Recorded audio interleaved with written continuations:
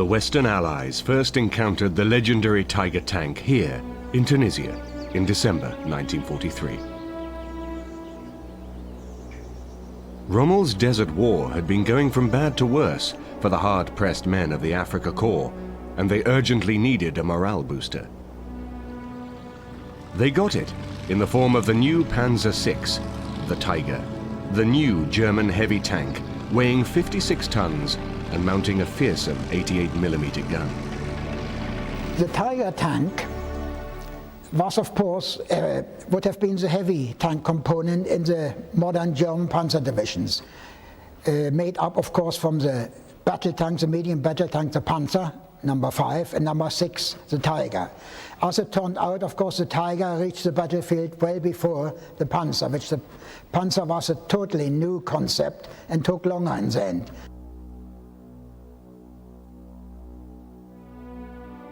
The Tiger boasted a squat, purposeful shape, and its deadly high-velocity gun attained such notoriety that soon the mere appearance of the Tiger on the battlefield was enough to cause panic in the Allied forces. Given the relative inferiority of British tanks to German tanks during much of the Desert War, the British actually invested a considerable intelligence effort in ensuring that they had advance warning of any new German type of tank that they might be meeting in battle soon. This meant that, in fact, the British did gain advance warning of what they knew at the time as the Panzer Mark VI, later known as the Tiger, for the campaign in North Africa. The Russians had first met the tank in September 1942, but the British had gained actually very little in the way of intelligence from the Russians about the nature of this tank. But through various intelligence sources, by August-September 1942, the British were actually well aware that a new type of German heavy tank might be used against them in North Africa. And by October-November 1942, British Enigma decrypts made it quite certain that a new type of tank had actually been delivered to Rommel and was about to be used against them. But at this stage, beyond various technical details, the British really had no clear idea about how effective a tank it would be. The psychological power of the Tiger legend was so powerful that soon the mere approach of any German tank force was enough to set the rumor running that Tigers were on the way.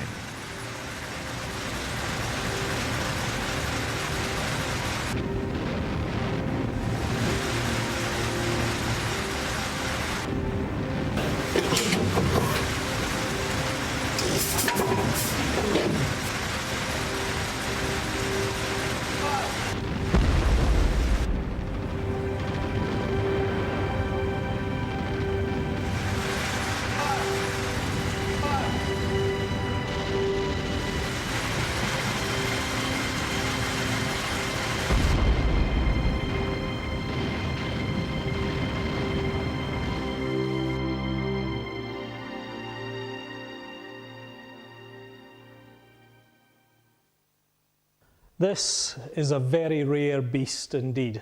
This is the Tiger Mark I, one of the 40 or so machines that was actually sent to Tunisia in early 1943 to try and resist the Allied landings which had taken place in the Operation Torch campaign.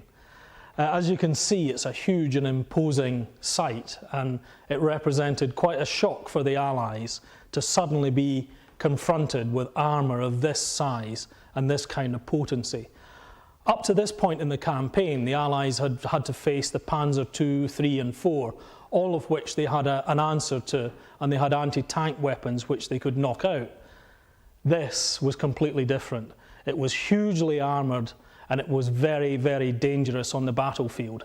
The reason for that is this enormous high-velocity 88mm gun, which you can see here. This was completely capable of taking out any Allied armour at any distance, any sensible distance you could care to mention on the battlefield. And really, they had no answer to this. For the crew of the Tiger, it was a slightly different experience. What we've done here is to recreate how a Panzer crew might have looked on the Tunisian campaign in 1943. Behind me here, you can see the driver in his position. It was his job to steer the vehicle and obviously to make sure it went where the commander wanted him to go. Tucked away behind him in the murky depths of the interior, we can see the radio operator. It was also his job to man the machine gun in the hull. Moving along, we have the very important position. This is the gunner. His job was to lay the gun and make sure that they were on target and that they actually hit any enemy vehicles they were firing at. Above him is the most important man in the tank. He's the commander. It's him that's making the decisions. It's him that's deciding which targets to engage and where they're going to go. Tucked into his right, we have the loader, also up there in the turret. So as you can see, it's a fairly cramped interior. You've got 5 men in a very small area.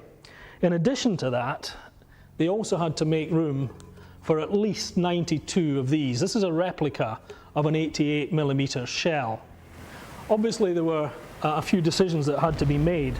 The commander, for example, had to decide whether to load with high explosive or with armour piercing.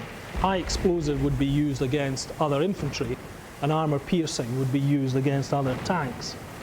The thing they were terrified about, obviously, was running out of ammunition, because even a machine as big and imposing as this, without shells, it's almost impotent. What many crews would do was actually to lay shells on the floor of the tank, so they can sometimes get more than 100 rounds, because in those kind of actions, every single round counted. So you can imagine it was a very claustrophobic, a very dim, and in the desert, a very hot interior to be in. With the very limited numbers which actually reached Tunisia, the Tiger menace was in some respects as much psychological as physical. Nonetheless, their rarity was no consolation for the Allied tank crews who actually had the misfortune to meet the Tiger. Tank crews of the Allied forces were disadvantaged by the superior range, killing power and armor of the Tigers. Allied tank men watched in horror as their own shells simply bounced off the thick armor plate of the Tiger. Although they were very few in number, 1 or 2 Tigers became worth a tank squadron in their morale effect upon the Allies. There were never any shortage of volunteers to man the Tiger tank. And one of the reasons for that lies up here. You can see here in profile the frontal armour of the Tiger I. This is 100mm thickness of armour, and when you think that in 1939 they were sending tanks into battle which had only 15mm of armour, you can see how quickly the designs have progressed over the war years. This was almost completely impervious to any Allied gun on the battlefield during 1942 and 43, and it certainly gave the crew a feeling of immense security. As a piece of tank design, it's not perfect, because really the armour should be sloped, which would give it the effectiveness of almost doubling the armour. However, this was such an incredible thickness of metal at that time that there was nothing that could get through it. So despite the very flatness of the frontal armour, it worked perfectly. Of course, under these conditions, a setup like this looks very tame and calm. But it's not too difficult to imagine in action what something like this would have been. You had the roar of the engine, you had the gun firing, you had gases escaping from the gun into the driving compartment.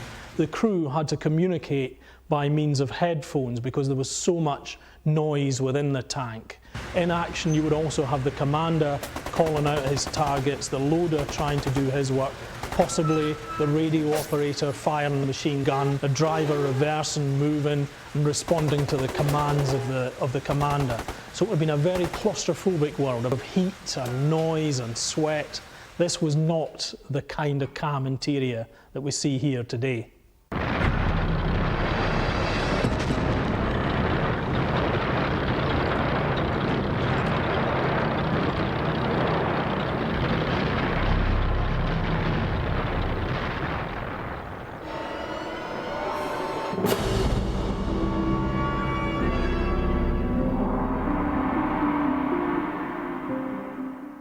In response to the Allied landings under Operation Torch in November 1942, the German High Command had at last sent reinforcements to the hard-pressed German forces in Tunisia. At an earlier meeting, Hitler had personally promised Rommel that he would have the new Tiger tank as soon as it was available. Sure enough, it was among the reinforcements to arrive in Tunisia. But as with all of Hitler's pledges, there were certain omissions.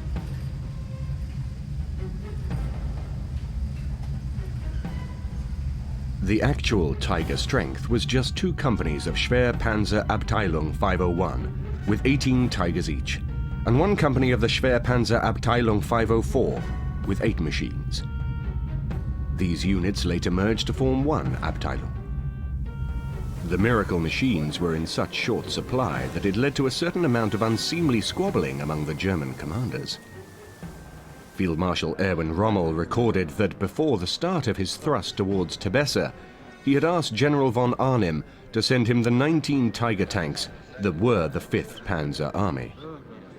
Von Arnim refused on the grounds that all Tigers were undergoing repair. Rommel later pointed out with some pique that this statement was patently untrue. Discover the past with exclusive military history documentaries and ad-free podcasts presented by world-renowned historians, all on History Hit. Watch them on your smart TV or on the go with your mobile device. Download the app now to watch everything, from the gripping story of the Band of Brothers to Operation Barbarossa and D-Day. Immerse yourself in the dramatic stories of this remarkable era by signing up via the link in the description. Against all expectations, a British Army unit, 48 Royal Tank Regiment, actually captured one of the precious Tigers at Medeth El Bab on 21st of April, 1943. The Tiger, in company with supporting Panzer III and IV tanks, had already knocked out the leading machines in a formation of Churchill tanks, when a shot from one of the remaining Churchill's 6-pounder guns hit the bottom of the Tiger's gun mantlet. The shell was deflected into the turret ring, which jammed the gun turret. When another shell then hit a turret lifting bracket and wounded the Tiger's commander, the German crew then abandoned the Tiger, allowing the British to thus capture an intact tank. Shipped back to Britain, the tank was stripped down and provided much intelligence on German tank technology.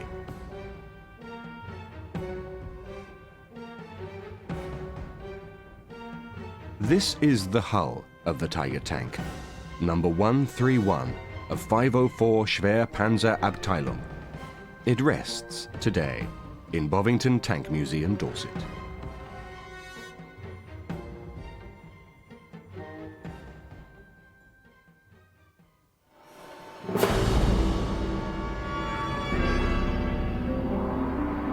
We've come here today to the Muckleborough collection in North Norfolk to have a look at this. This is the British Churchill tank, and this was the kind of vehicle that the British Armed Forces hoped would provide the antidote to the Tiger. Certainly the early signs were not good. These machines were first used in earnest on the raid in Dieppe, where they'd proved very unsuccessful, and in fact none of them had even really managed to get off the beach, and all were knocked out. Nonetheless, they were taken to North Africa, where they did prove rather more successful, and ultimately they were used in action in Italy and right through the European campaign into the final battles in Germany. In theory, the Churchill should have been the equal of the Tiger, but in practice that never really happened.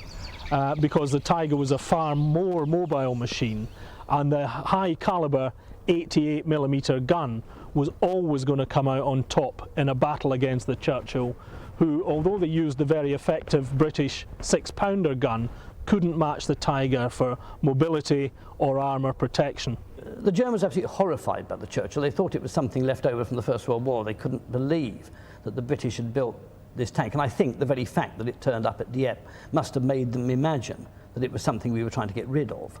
They criticised nearly every aspect of it. Don't forget, by this time they were beginning to get experience of the Russian front, and there they were meeting some mean tanks, and their view of the Churchill was so dismissive that beyond testing a few they never even bothered using them. Interesting that in the end, of course, the Churchill comes back to haunt them right to the end of the war. By comparison to the Tiger, the humble machines which had begun the desert battles only 2 years earlier were so primitive as to be almost comical. The North African desert was, in many respects, the ideal battlefield for tanks. But the desert was to prove a harsh mistress. It offered the tantalizing promise of success, only to withdraw its promise just at the point where victory seemed within reach. In turn, the Italians, the British, the Germans, and finally the Americans each experienced the thrill of conquest, followed by an unexpected defeat. The first to experience the roller coaster ride of ebbs and flows of tank warfare in the desert were the Italians. Italian tanks were no match for the British tanks and tactics, and in consequence, the British Army enjoyed great success against the Italians. In particular, the Italian light tanks were ineffective in the extreme. Even the Italian medium tanks had their limitations. What you got here is something that in the pre-war days was known as a tankette, a rather twee word for a lightweight fighting vehicle. In the case of the M1340, you have at least a sensible medium tank, which is comparable in many ways to its British counterparts, 1939-40. It's powered by a V8 diesel. It's got a reasonably powerful anti-tank gun mounted in a fully rotating turret and twin machine guns in the front of the hull. Being Italian, as you would expect, the automotive package is good. It was something they're masters of, always have been. But the construction of the tank, even by British standards at that time, and that's not saying much, is grim. It's not even riveted. The whole thing is bolted together. And the risks of rivets breaking up are bad enough. Bolt heads are bound to break up. All you'd need is an impact from a high explosive shell, and this thing would probably disassemble itself before your eyes. In contrast to the Italian tanks, the British Matilda tank was very slow, but effective. The Matilda was an infantry support tank with a top speed of just 8 miles per hour. For that reason, it had excellent armor plating, which was up to 80 millimeters thick. The Matilda was so heavy that 2 Leyland diesel engines had to be coupled to a single propeller shaft to push the Matildas along. The tank gun was the standard British 2-pounder, which was then the best anti-tank gun on the battlefield. But it was Matilda's ability to absorb punishment that earned it the nickname Queen of the battlefield. The unmistakable squat shape of the Matilda fought throughout the desert campaign. Some captured Matildas were even used by the Germans against their former owners. While the Matilda took on the job of supporting the infantry, the armoured punch of the British Tank Brigade was provided by the Crusader tanks. It was their job to engage enemy tanks. The Crusader turns up in 1941, and initially it is an impressive looking machine. It's a 5-man tank. That's 3 men in the turret, a driver in the little kind of box thing on the right, and another poor wretch in a small machine gun turret to his left. This first feature was the thing they rapidly got rid of. The chap in there was nearly cooked in the desert heat, and after you'd fired off a belt or 2 of ammunition, you'd virtually gassed yourself to death anyway. So it became very uncomfortable. They tended to remove that turret and use the area beneath it for ammunition stowage. The gun at that time was the 40 millimeter, the British 2-pounder, and certainly as anti-tank guns went, it was probably the best on the battlefield in the North African desert at that time, go through anything that got in its way. The drawback was that the Crusader was woefully unreliable. The engine is a First World War V12 gasoline aviation engine built in the USA, but modified by a British company. The engine tended to shake to pieces in a tank that could quite comfortably do about 30 miles an hour on Christie suspension. This ended up leaking oil, leaking water, until the tank would break down. You had problems with the fan drives. They were chain driven, and you either had the chains too weak for the fans or the fan was too weak for the chain, one or the other, and they fell apart. You got sand into the coolant water. That got into the white metal bearings of the water pump, ate them up, and you have more cooling problems. You reach a point when the Crusader has such a dreadful reputation that the crews are beginning to dread going out in it. And yet, it's the first tank the British choose to fit a bigger gun to.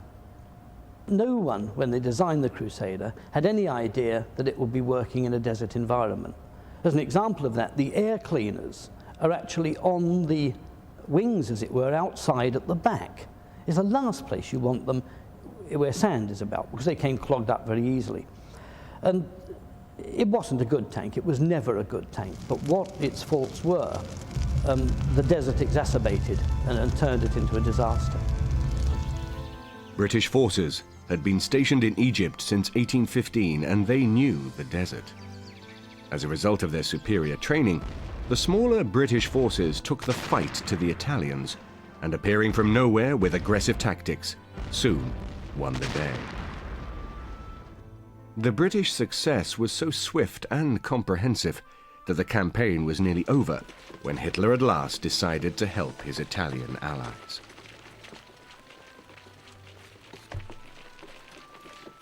German forces entered the campaign in February 1941, and their tactics, leadership, and superior weaponry immediately changed the status quo in the desert.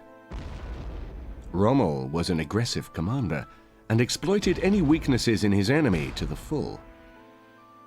The entry of the Afrika Korps into the North African theater heralded a new phase of the conflict. Now, balanced tank forces backed with artillery fought each other head-on in what ultimately was to become a war of attrition. The objective was to knock out the other side's tanks, deny the enemy the battlefield so he couldn't recover and repair losses. At the same time, it was necessary to attack his supply routes and bases, making difficult the maintenance of his mechanized forces. Tanks of each side took fearsome toll of each other, and contrary to popular belief, British tanks gave as good as they got. In the early months of the campaign, the British, in fact, had the advantage in the ever-changing balance between armor and armament. The most numerous German tank was still the obsolete Panzer II. This is the Panzer II.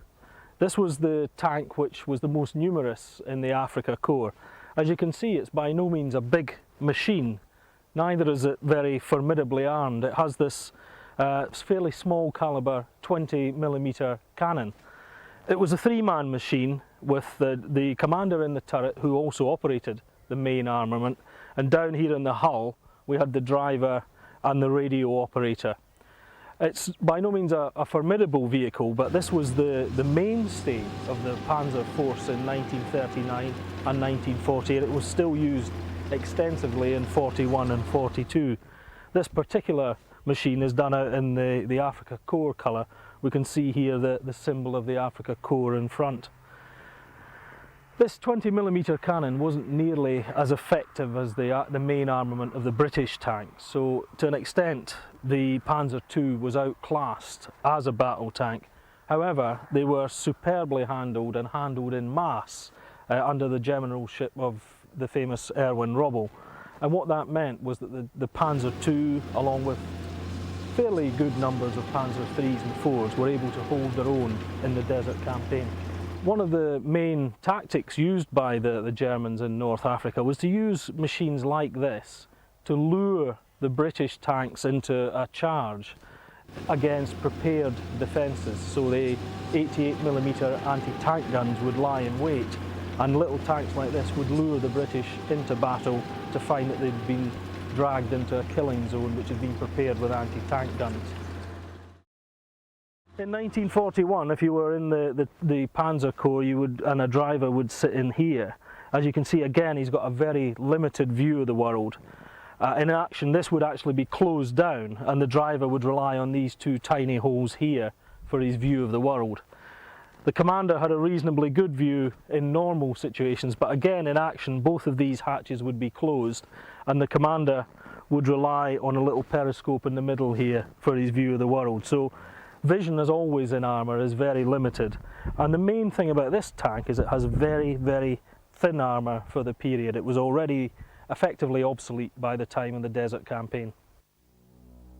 In the early phase of the Desert War, the German Panzer III had only 30mm of frontal armour, and the Panzer IV had even less at 20mm. Both of these machines could easily be pierced by British anti-tank weapons. In contrast, the early Crusaders enjoyed 40mm, whilst the doughty Matildas had double that at 80mm. The 50mm gun of the Panzer III could not pierce the armour of the Crusader except on the side, while the armour of the Matilda could not be penetrated even at ranges as close as 500 yards.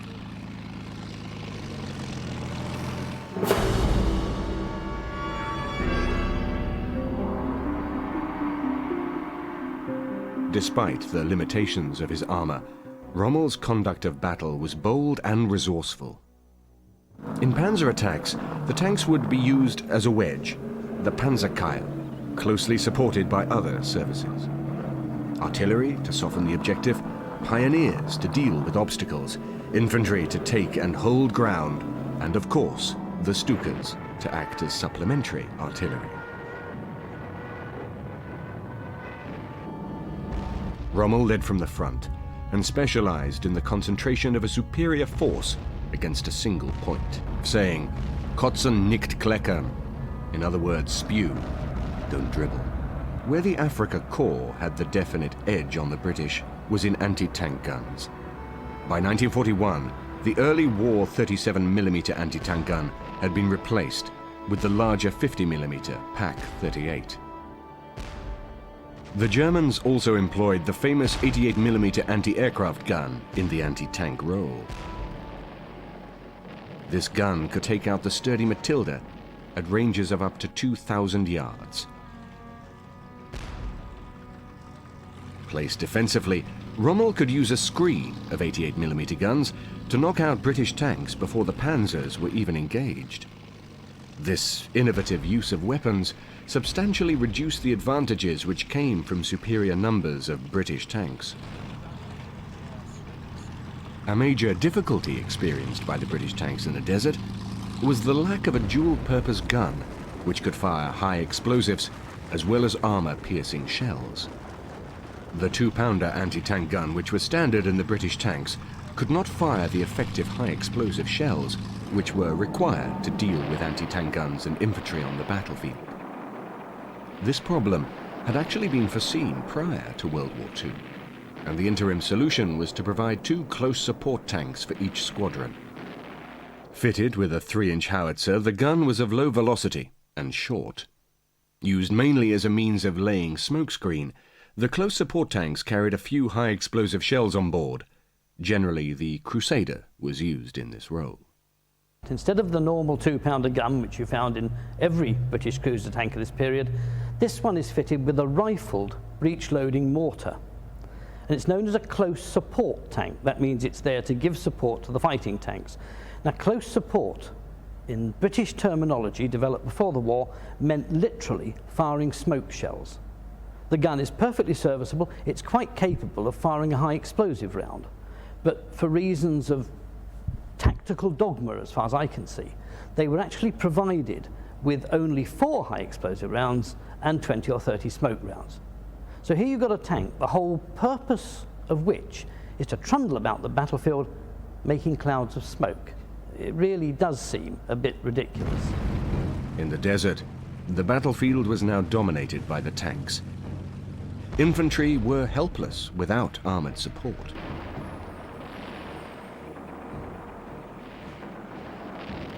The balance of power between the Allied and Axis forces tended to be measured by who could field the most tanks. Keeping these tanks in the field was another matter altogether. They required intensive servicing and repair.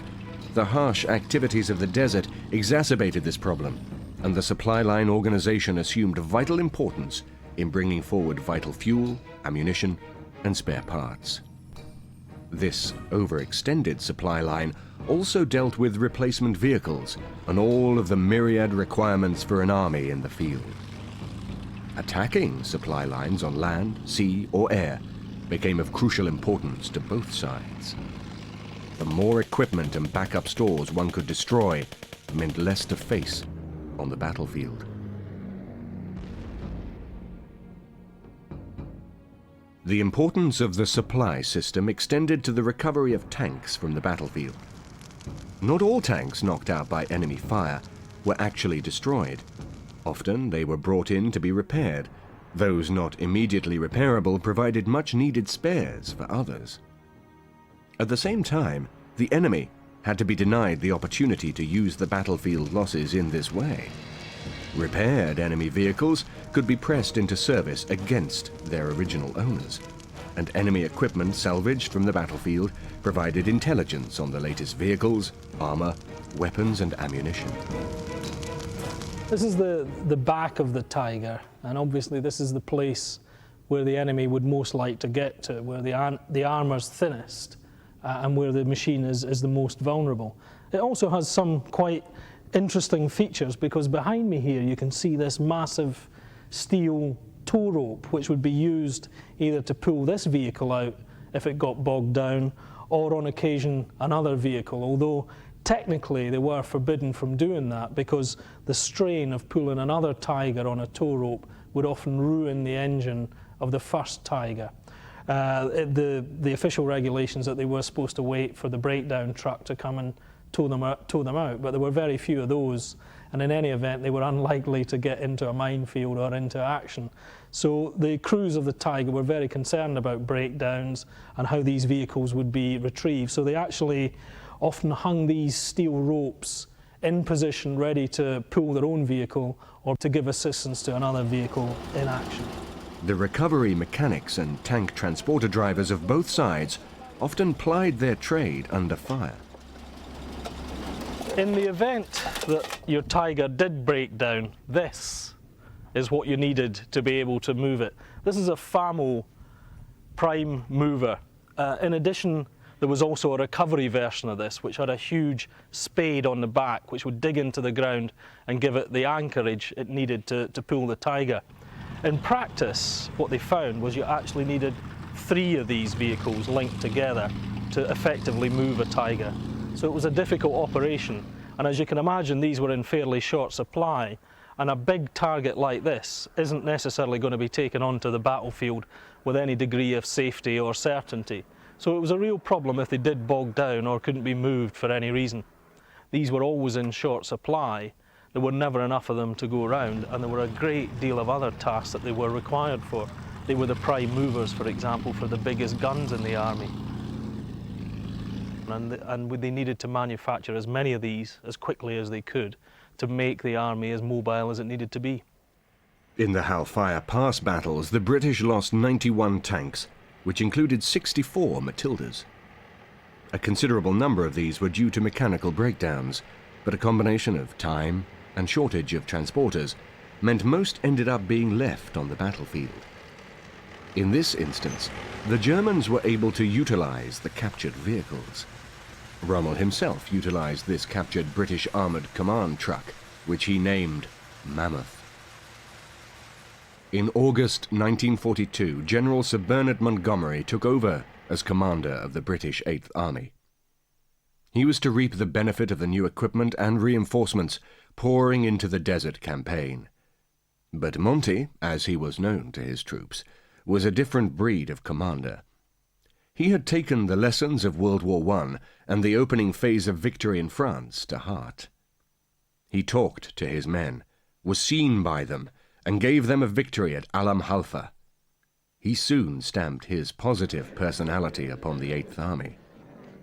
His son, the present Viscount of Alamein, recalls the galvanizing effect of his personality. When my father, better known as Monty, went to the desert in August 1942, he found a demoralized army, which was standing on the brinks of the Delta, were very battle-hardened. They'd been there for a long time. They were quite tired, and they needed a new face, and they were very suspicious of this new general who'd arrived. But he quickly inspired confidence by going around and talking to the officers, and I think that probably his initial address to the officers of the 8th Army was probably one of the most inspiring addresses that has ever been recorded. He wanted to make sure that every single person in the desert, in his army, knew what was required of them. And this was extremely important. As he said at the beginning, he said, we are going to stand here and fight, and if we can't fight here, we will die here. This was something very novel to the soldiers under his command. In 1942, there was more good news for the British. The American M3 medium tank, known to the British as the Grant, was introduced to the campaign and first used at Gazala. We've come here to Bovington Tank Museum in Dorset to have a look at the World War II Hall, and where we'll find this, the M3, known to the British as the General Grant. This was a very welcome addition to the Desert War, because at that stage the British certainly felt that their tanks were outclassed by the German machines, and the emergence of the General Grant into the desert began to redress the balance in the Desert War. At that time we were in Valentine tanks, which was a British tank, which was completely outgunned, I'm afraid, by the German Tiger tanks, which are pretty well known. Fortunately, very soon these were switched, and we had a number of different tanks then, all from the United States, all named after American generals, starting off with the General Stuart, which is quite a small tank, up through the Lee and the Grant, and finally the Sherman, which was the latest tank that we had in Africa. The Grant mounted 2 tank guns to provide the solution to the need for a gun to fire high explosive and armor-piercing shells. The 75mm howitzer was placed in a sponson on the right-hand side of the tank. This gun was a welcome upgrade to British firepower. At last, the British tank forces had a good high-explosive capability which could be used against German anti-tank guns and their crews. The other gun on the Grant was the anti-tank weapon. It was mounted in a small turret perched on top of the tank, which produced a dangerously high silhouette. For the very first time, the British had a tank mounting a gun that could fire armour-piercing or high-explosive rounds, and this made a terrific difference. It meant that things like anti-tank guns, which are tiny little targets, could be fired at with a high-explosive shell. You've got the chance of a bang going off pretty close, and if it doesn't actually kill or wound the crew, it puts them off. Whereas you can spend all day shooting at the shield of an anti-tank gun with armour-piercing rounds, and really you've just got to hit it direct on to do any damage. So yeah, the presence of that gun made a tremendous difference. But the big disadvantage of the tank is, of course, its size. It towered over nearly everything else in the desert with that little 37mm turret up the top there. This meant that it was always a very obvious target. Now, one of the great ploys of tank warfare is to adopt what is known as a hull-down position. That is, you hide as much of the tank as possible behind, we'll say, a sand dune, with just the turret poking over the top, and you can pick off the enemy tanks. They don't know where that shot's coming from. Obviously, if you try and adopt a hull-down position when the main gun is already in the hull, as this 75 is, you've still got a lot of tanks sticking up in the sky, so that advantage is lost. The other problem in a manoeuvre fight, when you're actually on the run, is that the driver has to play a much greater part in the proceedings in this tank, because he's got to swing the tank onto the target to a much greater extent than he would if there was a fully rotating turret. And since the British liked to fight driving, this also became a bit of a problem. The Grant was very much an interim solution. The most important American tank to enter the North African campaign was the M4A1 medium tank, the Sherman. Shermans first appeared in action at El Alamein in November 1942. This tank would eventually become the mainstay of the Allies on all battlefields. It was not a particularly heavily armoured tank, but its real strength was derived from the sheer quantity manufactured. In a war of attrition, the US manufacturing muscle would beat German technical superiority. The Sherman suffered the terrible attribute of bursting into flames even when hit by a non-explosive anti-tank shell. This led to its being given the nickname of Ronson, because, as the soldiers quipped with macabre humour, it lights first time.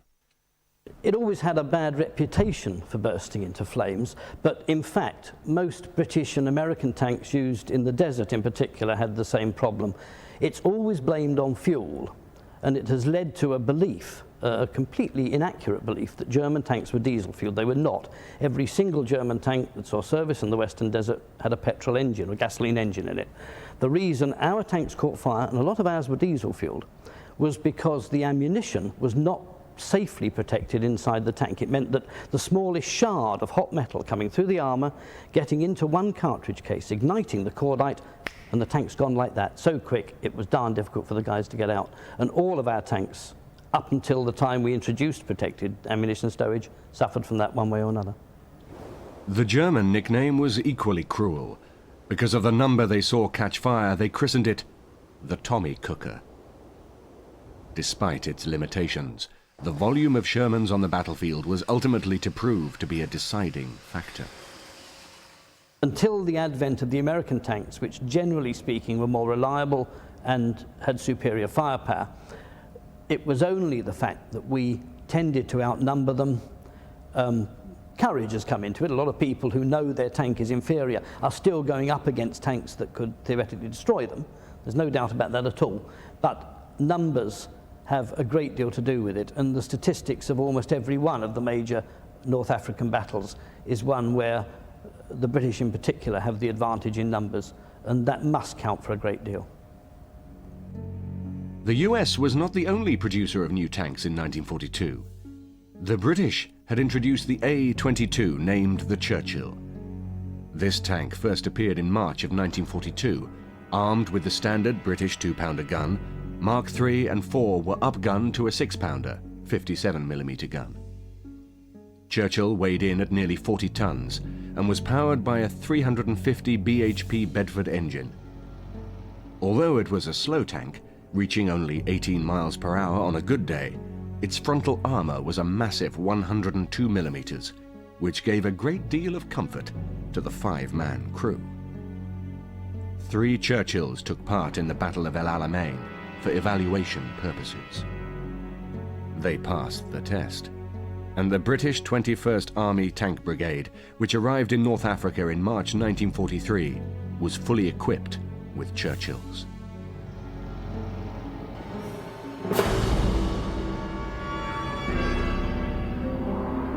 Tank strength of the 8th Army had by August 1942 reached 935 machines, with an effective strength of tanks fit for action of 762.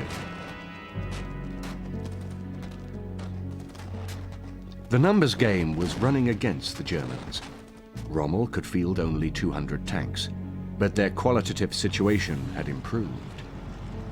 100 of the tanks were now Panzer III with the long-barreled, high-velocity 50mm gun, and 50 were the Panzer IV with the even more powerful 75mm gun.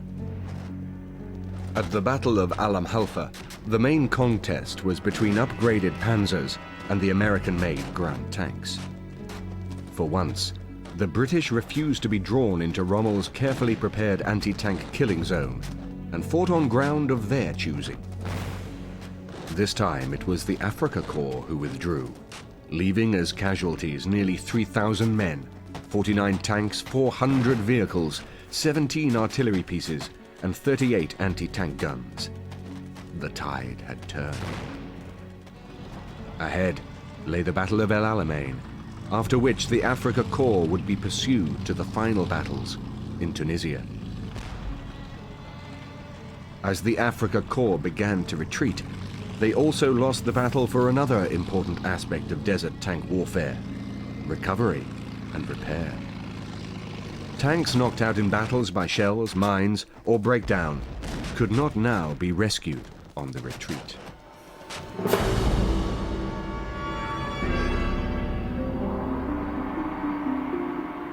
The German response to the superior numbers of Allied tanks lay in the development of more new tanks and upgunning of existing models.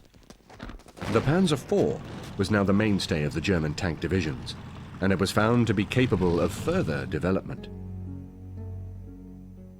Only a few modifications were required to upgrade the tank to accept the highly effective long-barreled L-43 gun. The gun itself had to be fitted with a muzzle brake in order to prevent the gun recoil from taking off the breech block. The muzzle brake on a gun is fitted on the barreled end to allow gases to vent from behind the shelf before it leaves the muzzle, thus reducing the recoil force. Many of the early Panzer IVs were actively fitted with the new long L-43 gun in the field.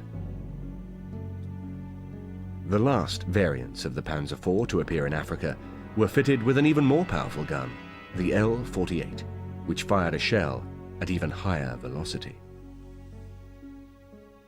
The Panzer IIIs were also modified. Increased use of the Panzer IV in the anti-tank role left a need for infantry support tanks. The British called these upgraded tanks the Specials. As the Panzer III was being fitted with the short-barreled infantry support gun, which had originally equipped the Panzer IV, in effect the two tanks had swapped roles in mid-campaign.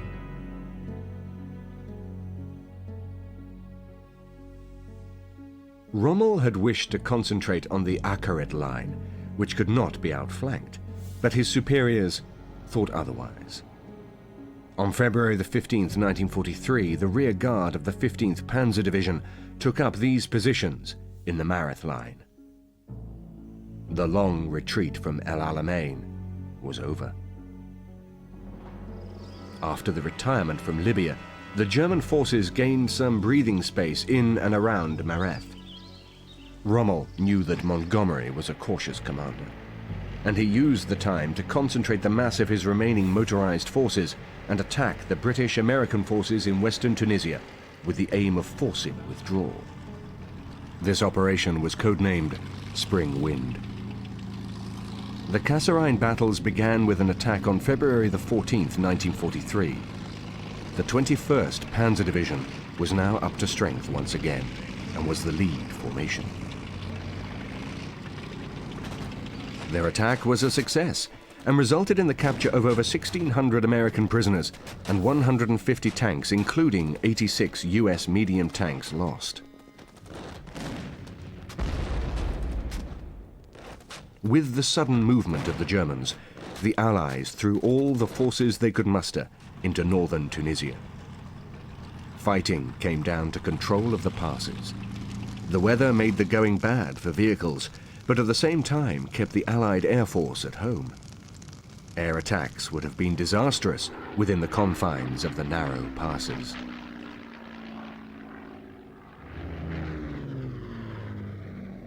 Rommel thought the Allies weakest at Kasserine and continued to focus the weight of his attacks there. Nebelwerfers were also deployed for the first time in Africa and proved very effective. By 1700 hours on 20th of February 1943, the Germans controlled the Kasserine Pass. Driving through the debris of the aftermath of the battles, Rommel was impressed with the Americans, who the Germans described as fantastically well equipped. One commented that we, the Germans, had a lot to learn organizationally. One particularly striking feature for Rommel was the standardization of vehicles and spare parts.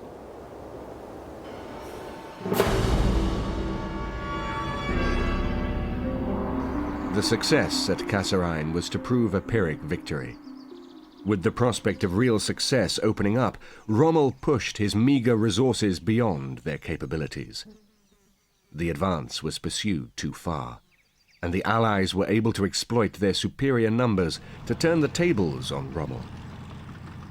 In the wake of his failure, Rommel rushed south to join his remaining forces in the Mareth line and once more confront Montgomery's 8th Army.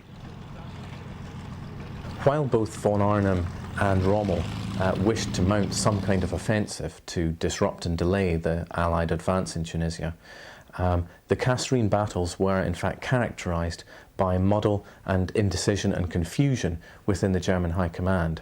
With the rivalry between Arnim and Rommel, there was never the coordinated effort which might have turned these tactical successes into something much greater.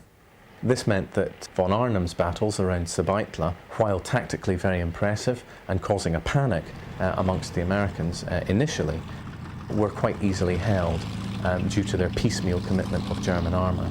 And when Rommel mounted his attack on the Kasserine Pass in February 1943, again, due to the dispersal of his armoured spearheads, the veterans of the Afrika Korps and the newly arrived 10th Panzer Division were unable to convert tactical success into operational victory. And when his last attack began to peter out on the 18th of February, it really was Rommel's last glimpse of glory in North Africa. The Mareth line lay 80 miles inside the frontier of Tunisia, between the sea and the Matmata hills. It was overrated as a defensive line. The original defences were a line of antiquated blockhouses built by the French, of little use in modern warfare except for sheltering from artillery fire. The French had hoped that the salt marshes and steep wadis to the south would prevent the position being outflanked. Rommel's inspection of the area led him to believe that well-trained soldiers could surmount these difficulties. The British forces' advance proved him correct. This is Rommel's command position, from which he commanded his last action in the Desert War, the unsuccessful German assault on the British forces opposite the Mareth defences. This time, it was the German tanks which were smashed by British anti-tank guns. After the German defeat at Mareth, the German-Italian forces concentrated in Tunisia and were being threatened from the north and west, and British 8th Army from the east. To the north, the sea, controlled by the Allies. To the south, the Sahara Desert. By the 13th of May 1943, all was lost. 230,000 German and Italian soldiers were captured. Only 700 escaped to fight another day.